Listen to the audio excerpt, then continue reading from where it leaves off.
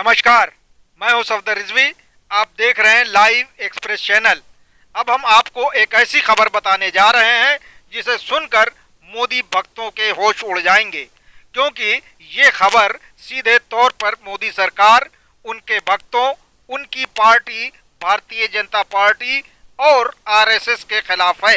ये बहुत बड़ी खबर है, लेकिन नेशनल मीडिया ने जानबूझकर इस खबर को नज़रअंदाज किया है। United state commission for International religious for freedom ने अपनी एक रिपोर्ट में ये माना है कि भारत में अल्पसंख्यकों के साथ नाइंसाफ़ी हो रही है। इसी को आधार बनाते हुए यूएससीआरएफ ने मोदी सरकार और उनके अधिकारियों को यूएस का वीज़ा देने पर पाबंदी लगा दी है। राजरतन अंबेडकर ने इस रिपोर्ट का गहन अध्ययन किया है। देखते हैं कि उन्होंने इस रिपोर्ट में क्या खास बिंदु पाए हैं। सुनिए उन्हीं की ज़बानी। सबसे पहले तो ये जानकारी देना चाहता हूं कि U S C I R F, United States Commission for International Religious Freedom ने ये कबूल किया कि भारत में धार्मिक अल्पसंख्यकों का उत्पीड़न हो रहा है, उनकी हत्याएं हो रही है। जय श्री राम न बोलने पर उन मुसलमानों को मारा जा रहा है, शेड्यूल कास्ट के बच्चों को मारा जा रहा है। ये उन्होंने कबूल किया और कुछ चर्चेस के ऊपर, क्रिश्चियनों के ऊपर भी हमले हो रहे हैं। तो ये उन्होंने रिपोर्ट में कबूल किया कि हाँ, कि भारत में इस तरह का माहौल बनाया हुआ है और भारत को countries for particular concern CPC यानी विशेष ध्यान देने योग्य देश के सूची में यूएससीआरएफ ने भारत का समावेश किया है। अब इसके बाद भारत में किसी भी तरह का हेट स्पीच होता है, धार्मिक उत्पीड़न होता है, किसी भी अल्पसंख्यक, चाहे वो मुस्लिम हो, चाहे वो बुद्धिस्ट हो या चाहे क्रिश्चियन हो, किसी भी धार्मिक अल्पसंख्यकों के ऊपर अगर कोई भी अन्याय होता है, कोई भी अत्याचार होता है, किसी सिख को भी अगर कोई अन्याय अत्याचार होता है, तो यूएससीआरएफ उसमें डायरेक्टली इंटरफेयर करेगी। और इस तरह का पहला ये कदम उन्होंने उठाया कि भारत को उन्होंने CPC के लिस्ट में समाविष्ट किया है, कंट्री ऑफ पर्टिकुलर कंसर्न के यादी में, सूची में भारत का समावेश यूएससीआरएफ ने किया है। दूसरी बड़ी बात, जितने भी ऑफिशियल्स मोदी सरकार के हैं, जितने भी जो ऑफिसर्स और मंत्री है मोदी सरकार में, उन सभी लोगों को यूएस का वीजा ये उनको बैन किया गया है। किसी को भी यूएस का वीजा नहीं मिलने वाला।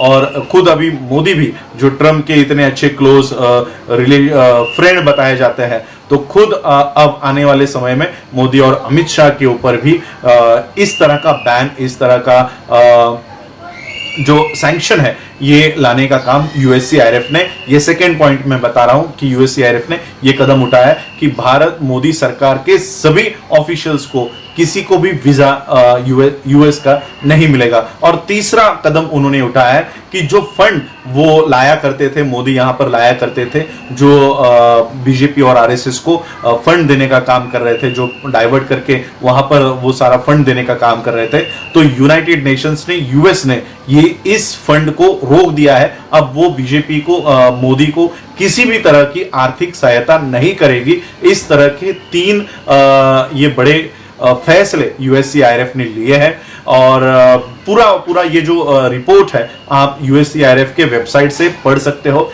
डिटेल में ये रिपोर्ट लिखा गया है। अल्पसंख्यकों को लेकर राज्यसभा सदस्य और भाजपा नेता MJ अकबर ने नीदरलैंड में क्या झूठ बोला, इस बारे में बता रहे हैं राजरतन अंबेडकर। लेकिन मुस्लिम्स में से MJ अकबर नाम के बीजेपी के जो सदस्य होंगे, वो नीदरलैंड में पहुंचे। यूनाइटेड नेशंस की जो ह्यूमन राइट्स कमीशन की एक शाखा है, जो पूरे विश्व में मानव अधिकारों के उल्लंघन के ऊपर कानूनी कार्रवाई करती है, ये वहां पर जाके उन्होंने कहा कि भारत के किसी भी मुसलमानों के ऊपर कोई भी तरह का अन्याय और अत्याचार नहीं होता है। इस तरह का बयान MJ अकबर ने वहां पर दिया है। तो मैं भारत के मुस्लिम से भी विनती करना चाहूंगा कि अपने हक और अधिकार के लिए भी आवाज उठाए। और अगर इस तरह के लोग वहां पर जाके बयान दे रहे हैं तो उनका खंडन करें और वहां पर बताए, यूएससीआईआरएफ को बताए, human rights commission, United Nations की जो अंतरराष्ट्रीय इंटरनेशनल ह्यूमन राइट्स कमीशन की जो शाखा है नेदरलैंड में, जो जिनका हेडक्वार्टर है, उनको बताया कि किस तरह से भारत के मुसलमानों को उत्पीड़ित किया जा रहा है, उनको जय श्री राम न बोलने पर उनको मारा जा रहा है। अब हम लोग जामिया मिलिया के बारे में देख रहे हैं, जेएनयू के बच्चों के बारे में देख रहे हैं, किस तरह से दिल्ली पुलिस एट्रोसिटीज कर रही है। तो ये सारा भी उन्होंने अपने रिपोर्ट में लिया हुआ है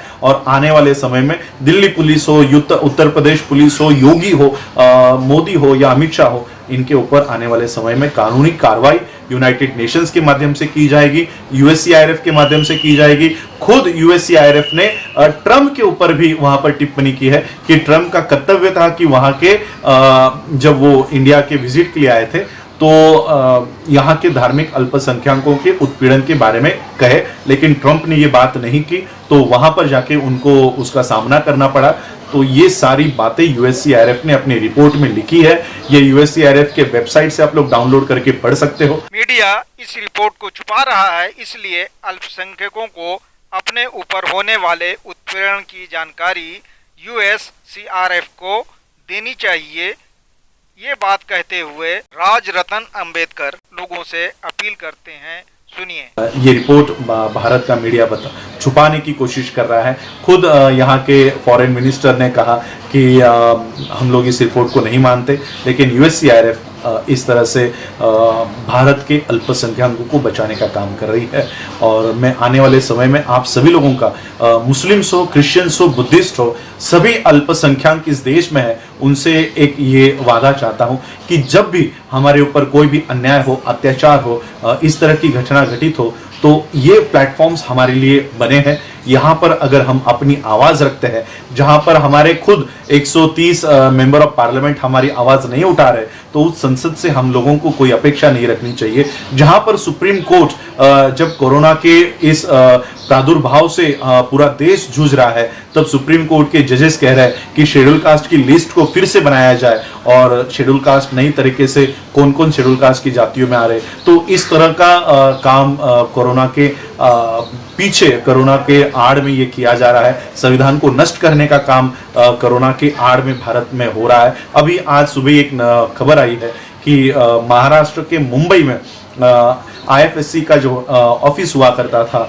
जो सारा कैपिटल यहाँ पर हुआ करता था, वो गांधी धाम में शिफ्ट किया जा रहा है और सभी आर्थिक व्यवहार अब गुजरात में होंगे और पूरे देश की जो आर्थिक व्यवस्था है वो अब गांधीधाम से चलाई जाएगी।